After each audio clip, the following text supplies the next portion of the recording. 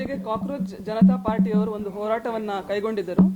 ಈ ಹೋರಾಟ ನಿನ್ನೆ ಗಲಾಟೆಯಲ್ಲಿ ಪರಿವರ್ತನೆಗೊಂಡಿದೆ, ದಂಗೆಯಲ್ಲೇ ಪರಿವರ್ತನೆಗೊಂಡಿದೆ. ಹೀಗಾಗಿ ನಾನು ಮಾತನಾಡಲು ನಿರ್ಧರಿಸಿದೆ. ಮುಖ್ಯವಾಗಿ ಕಾಕ್ರೋಚ್ ಜನತಾ ಪಾರ್ಟಿ ನೀಟ್ ಪರೀಕ್ಷೆಯ ಬಗ್ಗೆ ಎತ್ತಿರುವ ಪ್ರಶ್ನೆಗಳಲ್ಲಿ ವಿದ್ಯಾರ್ಥಿಗಳ ಸೂಸೈಡ್ ಮತ್ತು ಪೇಪರ್ ಲೀಕ್ ಬಗ್ಗೆ.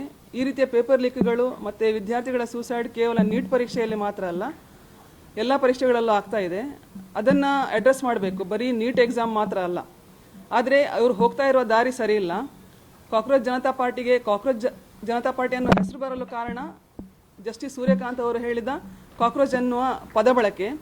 ಒಂದು ನ್ಯಾಯಾಧೀಶರಾಗಿ ನ್ಯಾಯಪೀಠದಲ್ಲಿ ಉನ್ನತ ಹುದ್ದೆಯಲ್ಲಿ ಕುಳಿತುಬಿಟ್ಟು ಕೋರ್ಟ್ನ ಡೆಕೋರಮನ್ನು ಮೇಂಟೈನ್ ಮಾಡುವ ಬದಲಿಗೆ ಆ ರೀತಿಯಾಗಿ ಕ್ಷುಲ್ಲಕ ಹೇಳಿಕೆ ನೀಡಿದ್ದು ಕೋರ್ಟ್ನ ಘನತೆಗೆ ಧಕ್ಕೆ ಬಂದಿದೆ.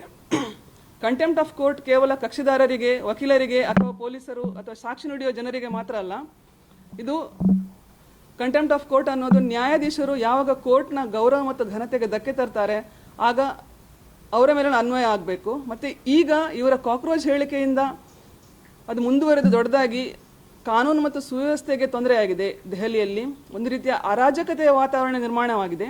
ಹಾಗಾಗಿ ನಾನು BJP ಮತ್ತು ಕಾಂಗ್ರೆಸ್ಗರಲ್ಲಿ ಕೇಳೋದೇನಂತ ಹೇಳಿದರೆ, ಲೋಕಸಭೆಯಲ್ಲಿ ಇಂಪೀಚ್ಮೆಂಟ್ ಮೋಷನನ್ನು ಮಂಡನೆ ಮಾಡಿ ಎಗೇನ್ಸ್ಟ್ ಸೂರ್ಯಕಾಂತ್ ಅವರ ಮೇಲೆ. ಆಗ ಇನ್ಮೇಲೆ ಇದು ಕೇವಲ ಒಬ್ಬ ಜುಡಿಷಿಯರಿ ಅಥವಾ ನ್ಯಾಯಾಧೀಶರ ಘಟನೆ ಅಲ್ಲ, ಬಹಳಷ್ಟು ಜಡ್ಜ್ಗಳು ಇದೇ ರೀತಿ ಏನೇನೋ ನ್ಯಾಯಪೀಠದ ಮೇಲೆ ಕುಳಿತುಕೊಂಡ್ಬಿಟ್ಟು ರಾಜಕೀಯ ಸ್ಟೇಟ್ಮೆಂಟ್ಗಳನ್ನು ಕೊಡೋದನ್ನು ಸಹ ನಾನು ನೋಡಿದ್ದೇನೆ. ಇದಕ್ಕೆ ಒಂದು ಬ್ರೇಕ್ ಆಗಬೇಕಾದ ಅವಶ್ಯಕತೆ ಇದೆ. ಹಾಗಾಗಿ ಇಂಪೀಚ್ಮೆಂಟ್ ಮೋಷನನ್ನು ಮಂಡನೆ ಮಾಡಬೇಕು. ಸಾಧ್ಯವಾದ ಅದನ್ನು ಧರ್ಮೇಶ್ ಪ್ರಧಾನ್ ಅವರೇ ಮಂಡನೆ ಮಾಡೋದು ಸೂಕ್ತ ಎನ್ನುವುದು ನನ್ನ ಅಭಿಪ್ರಾಯವಾಗಿದೆ.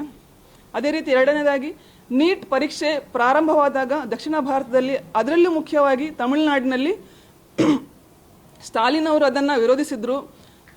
ಈಗ ಕೇವಲ ಪೇಪರ್ ಲೀಕ್ ಮತ್ತು ಆತ್ಮಹತ್ಯೆ ಬಗ್ಗೆ ಮಾತ್ರ ಮಾತನಾಡ್ತಾ ಇದ್ದಾರೆ ಎಲ್ಲರೂ. ಇಲ್ಲ, ಆ ನೀಟ್ ಅನ್ನುವ ಶಿಕ್ಷಣ ಪದ್ಧತಿ, ಎಕ್ಸಾಮಿನೇಷನ್ ಪದ್ಧತಿ ದಕ್ಷಿಣ ಭಾರತೀಯರಿಗೆ ಮಾರಕವಾಗಿದೆ. 2017ರಿಂದ ಪ್ರಾರಂಭವಾಗಿ ಇಲ್ಲಿಯವರೆಗೂ ಎಷ್ಟು ದಕ್ಷಿಣ ಭಾರತೀಯರು, ಇಲ್ಲಿನ ಯುವ ಶಕ್ತಿ, ಇಲ್ಲಿನ ಯುವ ಜನರು ವೈದ್ಯರಾಗಿದ್ದಾರೆ ಎನ್ನುವುದನ್ನು ಪರಿಶೀಲನೆ ಮಾಡಬೇಕಾದ ಸಮಯ ಈಗ ಬಂದಿದೆ. ಆ ಕುರಿತಾಗಿ ಕೆಲವು ವರದಿಗಳನ್ನು ಪ್ರತಿ ದಕ್ಷಿಣ ಭಾರತದ ರಾಜ್ಯಗಳು ಮಂಡನೆ ಮಾಡಬೇಕು, ಪರಿಶೀಲನೆ ಮಾಡಬೇಕು ಅಂತ ಕೇಳಿಕೊಳ್ತಾ ಇದ್ದೇನೆ. ಹಾಗೂ ನಾನು ನರೇಂದ್ರ ಮೋದಿಯವರಲ್ಲಿ ವಿನಂತಿಸಿಕೊಳ್ಳುವುದು ಏನಂತ ಹೇಳಿದರೆ, ನೀವು ಉತ್ತರ ಭಾರತೀಯರಿಗೆ ಅನುಕೂಲ ಆಗಲಿ ಅಂಥೇಳಿ ಈ ನೀಟ್ ಪರೀಕ್ಷೆಯನ್ನು ತಂದ್ರಿ, ಆದರೆ ಇವತ್ತು ಅವರೇ ನಿಮಗೆ ಒಂದು ಅಗ್ನಿ ಪರೀಕ್ಷೆಯನ್ನು ತಂದು ಬಿಟ್ಟಿದ್ದಾರೆ. ಜಿರಳೆಗಳು ಅಂತ ಹೇಳಿಬಿಟ್ಟು ನಿಮಗೇನೆ ತೊಂದರೆ ಕೊಡ್ತಾ ಇದ್ದಾರೆ. ದಂಡಂ ದಶಗುಣಂ ಅನ್ನುವ ರೀತಿಯಲ್ಲಿ ಈಗ ಆ ನೀಟ್ ಪರೀಕ್ಷಾ ಪದ್ಧತಿಯನ್ನೇ ರದ್ದುಗೊಳಿಸಿ, ಆಗ ಅವರಿಗೆ ಬುದ್ಧಿ ಬರ್ತದೆ. ಸೊ ನೀವೇನಾದರೂ ನೀಟ್ ಪರೀಕ್ಷಾ ಪದ್ಧತಿಯನ್ನೇ ರದ್ದುಗೊಳಿಸಿದರೆ ನಾನು ನಿಮಗೆ ಬೆಂಬಲ ನೀಡುತ್ತೇನೆ ಮೋದಿಜಿ. ಪೊಲೀಸರು ಇನ್ನು ಈ ಹೋರಾಟದ ಸಂದರ್ಭದಲ್ಲಿ ನಾನು ಗಮನಿಸಿದ ಅಂಶ, ನಿನ್ನೆ ಪೊಲೀಸರು ಹೊಡೆದ್ರು ಅಂತ ಹೇಳಿ ಬಂತು. ಆದರೆ 2 ದಿನದ ಹಿಂದೆ ಈ ಅಭಿಜಿತ್ ದೀಪ್ಗೆ ಮತ್ತು ಅವನ ಸಂಗಡಿಗರೇ ಸೇರಿಬಿಟ್ಟು ಪೊಲೀಸರನ್ನು ಕಿಚಾಯಿಸ್ತಾ ಇದ್ರು. ಜೋರು ಮಳೆ ಬಂದಿತ್ತು ಅಂತ ಈ ಜಿರಳೆ ಹೋರಾಟಗಾರರೆಲ್ಲ ಮಳೆಯಲ್ಲಿ ನೆಂದಿದ್ರು. ಈ ಪೊಲೀಸರು ಪಕ್ಕದಲ್ಲೇ ನಿಂತಿದ್ದಾರೆ, ಅವರು ಟೆಂಟಲ್ಲಿ ಇದ್ರು ಅಂತ ಹೇಳಿ ಏನು ಮಾಡೋಕ್ಕೆ ಹೋಗಲಿಲ್ಲ, ಹೊಡೆಯೋಕ್ಕೆ ಹೋಗಲಿಲ್ಲ, ಸುಮ್ಮನೆ ನಿಂತಿದ್ರು. ಅದರಲ್ಲಿ ಒಬ್ಬ ಪೊಲೀಸನ ಹೊಟ್ಟೆ ದೊಡ್ಡದಿತ್ತು ಅಂತ ಹೇಳಿ ಅವನನ್ನು ಈ ಅಭಿಜಿತ್ ದೀಪ್ಕೆಯ ಸ್ನೇಹಿತ ಕಿಚಾಯಿಸ್ತಾ ಹೇಳ್ತಾ ಇದ್ದಾನೆ, ನೋಡಿ ಎಷ್ಟು ದೊಡ್ಡ ಹೊಟ್ಟೆ ಇದೆ ಅಂತ ಹೇಳಿ. ಇವರು ಫಿಲ್ಮ್ ಆ್ಯಕ್ಟರ್ಗಳು ಏನಾದರೂ ಒಂದು ಸುತ್ತು ದಪ್ಪ ಆದರೆ ಅವರ ಬಗ್ಗೆ ಯಾರಾದರೂ ಕಮೆಂಟ್ ಮಾಡಿದರೆ ಸೋಷಿಯಲ್ ಮೀಡಿಯಾದಲ್ಲಿ, ಅದು ಬಾಡಿ ಶೇಮಿಂಗ್ ಅಂತ ಇದೇ ಜಿರಳೆಗಳು, ಲಿಬರಲ್ಗಳು ಜಗಳಕ್ಕೆ ಬರ್ತಾರೆ, ಉಪನ್ಯಾಸ ನೀಡ್ತಾರೆ. ಈಗ ನಿಮಗೆ ಪೊಲೀಸರ ಹೊಟ್ಟೆಯ ಬಗ್ಗೆ ಮಾತನಾಡುವಾಗ ಅದು ಬಾಡಿ ಶೇಮಿಂಗ್ ಅಂತ ಅನ್ಸೋದಿಲ್ವಾ? ಅಲ್ಲಿ ಹೆಣ್ಣು ಮಕ್ಕಳು ಸೀರೆಯಲ್ಲಿ ನಿಂತಿದ್ದಾರೆ, ಅವರು ಯೂನಿಫಾರ್ಮಲ್ಲಿ ಹಾಕ್ಕೊಂಡ್ಬಿಟ್ಟು ಅವರ ಸೀರೆ ಒದ್ದೆ ಆಗಿಲ್ಲ ಅಂತ. ಜಿರಳೆಗಳಿಗೆ ರೇನ್ ಡ್ಯಾನ್ಸ್ ಮಾಡಲಿಕ್ಕೆ ಇಂಟ್ರೆಸ್ಟ್ ಇದ್ರೆ ನೀವು ಮಾಡಿ, ಪೊಲೀಸರು ಯಾಕೆ ನಿಮ್ಮ ಜೊತೆ ಮಳೆಯಲ್ಲಿ ಒದ್ದೆ ಆಗಬೇಕು? ಈಗ 1 ತಿಂಗಳು ನೀವು ಒಂದು ಹೋರಾಟ ಮಾಡಿದ್ರಂತ ನೀವು ಇಷ್ಟು ಹೋರಾಟ ಮಾಡ್ತಾ ಇದ್ದೀರಾ. ವರ್ಷಂಪ್ರತಿ ಇಡೀ ದಿನ ಅಲ್ಲಿ ಚಳಿ ಮಳೆ ಗಾಳಿ ಅಂತ ನೋಡದೆ ಪೊಲೀಸರು ಬಂದೋಬಸ್ತ್ ಮಾಡ್ತಾರೆ, ದಿನ ಹೋರಾಟ ಮಾಡ್ತಾರೆ, ಅವ್ರ ಜೀವನವೇ ಹೋರಾಟ.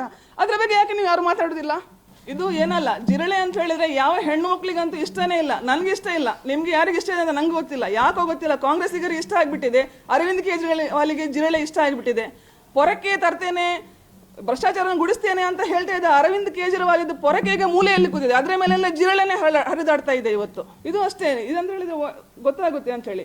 ಇದು ನಾನು ಜಿರಳೆ ಅಲ್ಲ, ಮಹಿಳೆ. ಸೊ ನನಗೆ ಜಿರಳೆ ಇಷ್ಟ ಆಗೋದಿಲ್ಲ. ಆ್ಯಂಡ್ ನಾನು ಜಿರಳೆಯನ್ನು ಹೊಡೆಯೋಕ್ಕೆ ಬಳಸೋದು ಪೊರಕೆ ಇಲ್ಲದ್ರೆ ಮೆಟ್ಟು. ಈಗ ಪೊರಕೆ ಮೂಲೆಯಲ್ಲಿ ಕೂತಿದೆ, ನೆಕ್ಸ್ಟ್ ಜಿರಳೆ ಅಂತ ಹೇಳಿದ್ರೆ ಮೆಟ್ಟು ತಗೊಂಡು ಹೊಡಿತೇನೆ ಅಷ್ಟೇ. ಮತ್ತೆ ಇನ್ನೊಂದು ಪೊಲೀಸರಿಗೆ ಹೇಳೋದಷ್ಟೇ, ನೀವು ಲಾಠಿ ಚಾರ್ಜ್, ಟಿಯರ್ ಗ್ಯಾಸ್ ಎಲ್ಲ ಯೂಸ್ ಮಾಡಿದ್ರೆ ಅವರಿಗೆ ಬಹಳ ಬೇಸರ ಆಗ್ತದೆ. ಕಾಂಗ್ರೆಸ್ಸಿಗರಿಗೆಲ್ಲ ಟಿಯರ್ ಗ್ಯಾಸ್ ಯೂಸ್ ಮಾಡಿದ್ರು, ಲಾಠಿ ಚಾರ್ಜ್ ಮಾಡಿದ್ರು ಅಂತ ಹೇಳಿ. ಒಂದು ಕೆಲಸ ಮಾಡಿ, ಪೊಲೀಸರು ಬೂಟ್ ತೆಗೆದು ಪಕ್ಕದಲ್ಲಿ ಇಡಿ, ಮೆಟ್ಟು ಹಾಕೊಂಡು ಬನ್ನಿ, ಮೆಟ್ಟಲ್ಲಿ ಹೊಡೀರಿ.